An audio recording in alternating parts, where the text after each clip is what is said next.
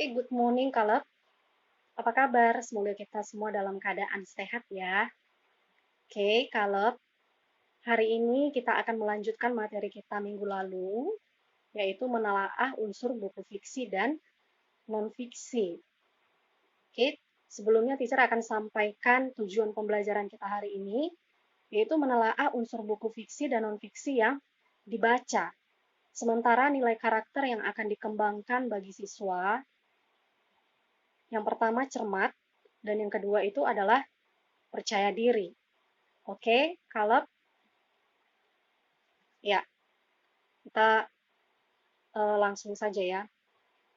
Oke, Kaleb, teacher harap kamu bisa fokus untuk pembelajaran hari ini. Jadi, pastikan kamu tidak meninggalkan video ini sebelum selesai.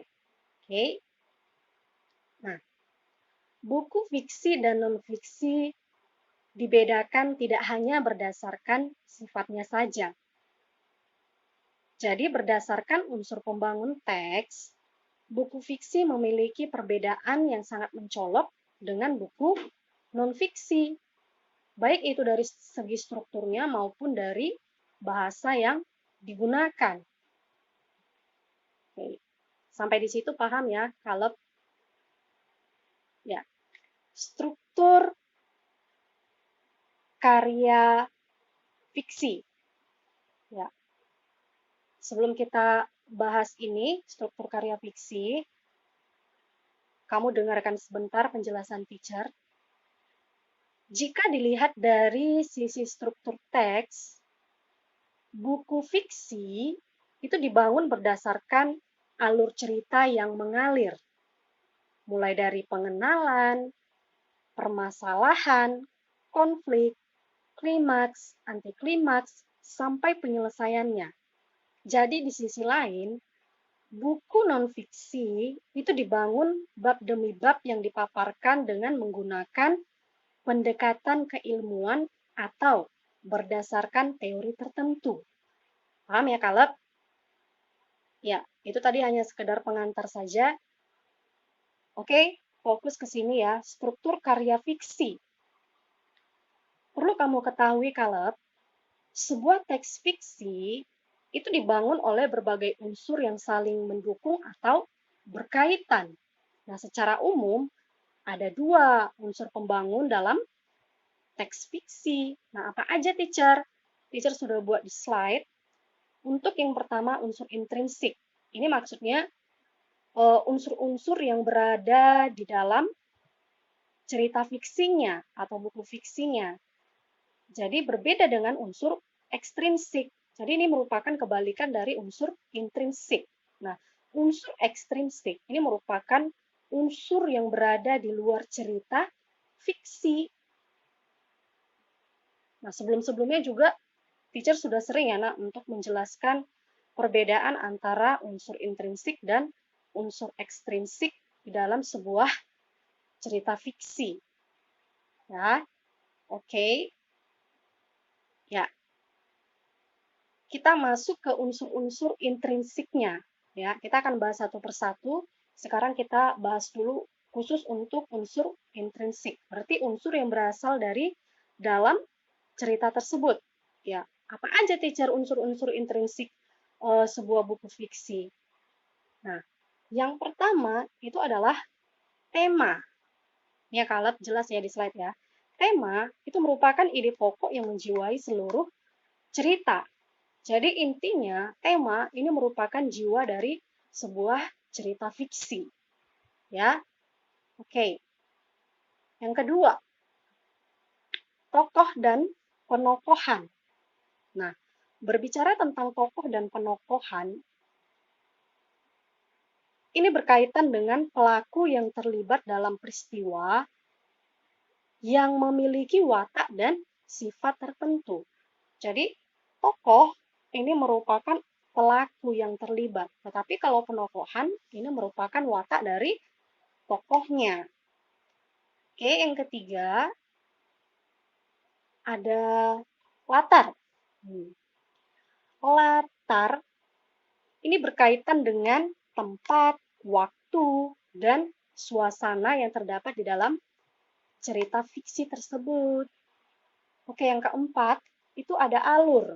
Nah, alur ini merupakan rangkaian peristiwa yang membentuk cerita. Jadi dia meliputi alur maju, ya. Maksudnya alur maju ini, nak, dari awal sampai akhir cerita itu berkelanjutan, ya. Tetapi kalau alur mundur, dia didahului oleh kehidupan masa lampau dan diikuti dengan kehidupan masa kini, ya. Dari akhir ke awal itu alur mundur. Kemudian yang ketiga ada alur campuran. Ini merupakan perpaduan alur maju dan alur mundur. Jadi untuk alur campuran, penulis itu bebas memulai ceritanya dari awal atau dari akhir dengan menggunakan alur maju atau mundur, itu bebas, ya. Oke, yang kelima itu ada nih, sudut pandang. Sudut pandang itu apa sih, teacher, kalau di dalam sebuah cerita? Nah, sudut pandang ini merupakan cara pengarang memposisikan dirinya terhadap ceritanya atau terhadap hasil karya yang sudah dia buat. Ya, Caleb. Oke, secara umum, Caleb, sudut pandang ini kita kenal ada dua. Yang pertama, sudut pandang orang pertama. Nah, untuk sudut pandang orang pertama, kalau di dalam sebuah cerita fiksi, ini biasanya ditandai dengan menggunakan kata aku. Jadi kalau kamu sering membaca sebuah buku fiksi dengan menggunakan kata aku, berarti di sana pengarang menggunakan sudut pandang orang pertama. Ya. Kemudian yang kedua, itu ada sudut pandang orang ketiga. Untuk sudut pandang orang ketiga ini biasanya ditandai dengan kata dia. Nanti kalau kamu perhatikan, kamu sedang baca buku fiksi, nah di sana kamu menemukan kata-kata dia, berarti pengarang di sana menggunakan sudut pandang orang ketiga, ya, dan ditandai dengan kata dia.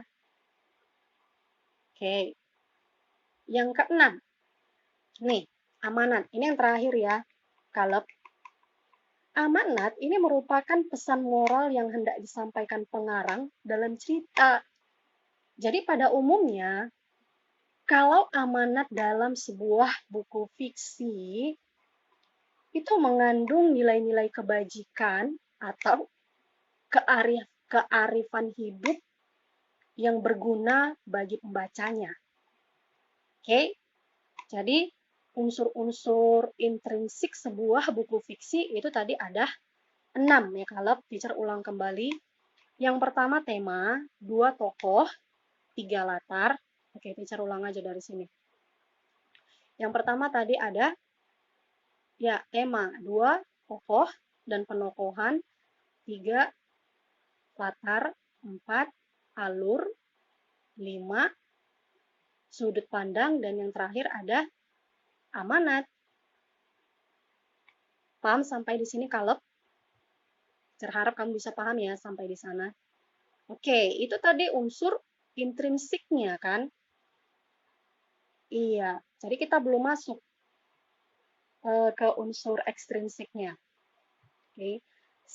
Setiap pengarang karya fiksi itu memiliki gaya yang berbeda-beda. Nah, perbedaan gaya bercerita itu akan sangat mempengaruhi daya tarik cerita bagi pembacanya. Ada pengarang yang sangat kuat gayanya dalam menggambarkan karakter tokohnya. Sebaliknya, ada juga pengarang itu lemah dalam menggambarkan karakter tokohnya, tetapi dia sangat kuat dalam membangun konflik cerita.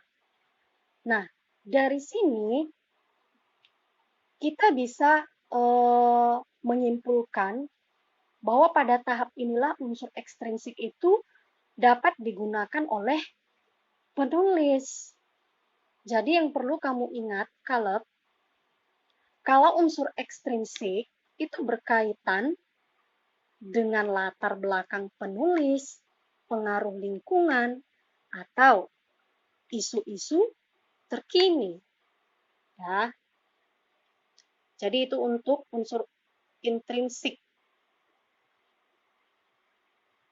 dan ekstrinsik sebuah buku fiksi. Sekarang kita masuk ke struktur karya non-fiksi. Ya. Struktur karya non-fiksi itu bersifat sistematis berdasarkan penelitian atau fakta yang ada.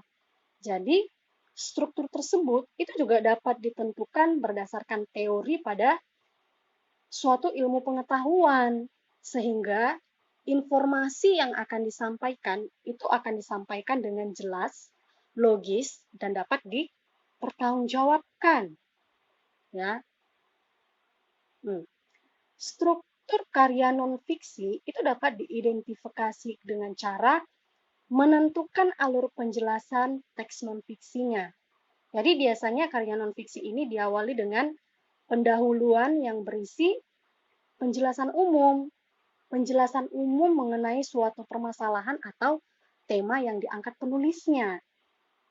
Jadi karya non-fiksi biasanya berisi suatu temuan baru, sehingga dapat bermanfaat bagi kegiatan manusia baik secara teoritis maupun praktis. Oke, kalau ini. Oke, untuk tugas kita hari ini, kalau itu ada di halaman 215 nomor 3, bagian A dan C. Oke, sekian penjelasan Teacher Destiana hari ini. Semoga dapat membantu kamu dalam proses belajar hari ini. Oke, Caleb. See you tomorrow and bye-bye.